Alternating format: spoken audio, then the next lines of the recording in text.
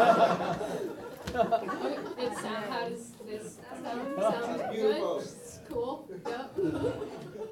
Thank you so much to the beautiful people in the back running sound. Y'all are awesome. I respect you. I can read. Is that what that means? Cool. So this piece, I've read it a bunch of times, and I had a friend who was like, "Yo, I love that piece. Why? But why do you always read it?"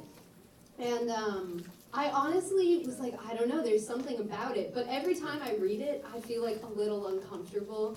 Like I have this one line about white people, and I just feel like bad for some reason when I read it. But I go to CVU, and I was at a board meeting this past Tuesday because CVU just passed a motion to raise the Black Lives Matter flag. Yeah. So dope. But this woman on the board made this comment. She was like, we need to keep having these conversations even after we do this, because it's not just the motion, it is the entirety of this movement. And even though these conversations can be so uncomfortable, that's what makes the change. That discomfort is so important.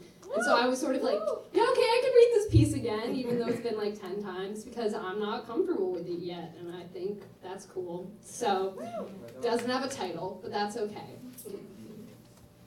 My best friend didn't know I was a person of color until I was 13 years old. To be honest, I'm not sure when I knew either. At that point, I didn't even know what that meant. Words seemed like a cord tied too tight around my throat, little brown hands prying at thick twine with no avail, and suffocation becoming a part of the daily routine. I was in reading class in 7th grade when the class gathered around me. Looks of hunger on white faces was something I had never noticed, and suddenly it seemed to become like a frequency illusion. A feeling of familiarity, and everywhere you turn, it seems to be there. Looks of waiting, anticipating, waiting for you to mess up, anticipating the moment you become another brown mistake. Another, should have stuck with the arranged marriage. Another, go back to your country. Another, you're super pretty for an ethnic girl. Another, white pitying. They told me that if it wasn't for the fact that I talked white, I wouldn't really be normal. If I had toned down the cultural stuff, maybe I'd be making more friends, and yet I had a teacher tell me that I wasn't actually a person of color, I was just Indian, and really, that's Caucasian. This got me thinking, where does that leave me? It's not as if it's some map in which I could pinpoint myself in one spot. I wish it worked like that. I wish I understood how to explain what I am, but when you grow up in a community where everyone looks like your dad and no one looks like your mom, you learn to open and close your mouth obediently when the white man says speak, but never in a language your great-grandmother would understand. I love my dad. I would trade his love for nothing else. He has taught me so much about the world and has sat patiently by my bed with tissues as I negotiate who I am, even if he doesn't always understand.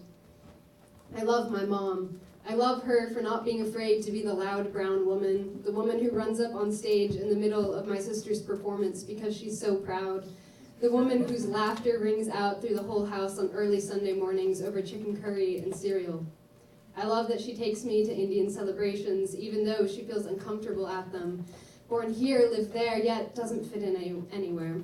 I think that's become my family's motto. I love my sister.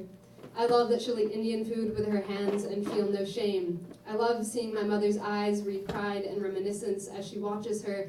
I love that she won't show how much she hates when people ask, "Can I touch your hair?" and only sheds tears over a straightener standing at a sink in the dark. I love that she hasn't had to think about this as much as I have.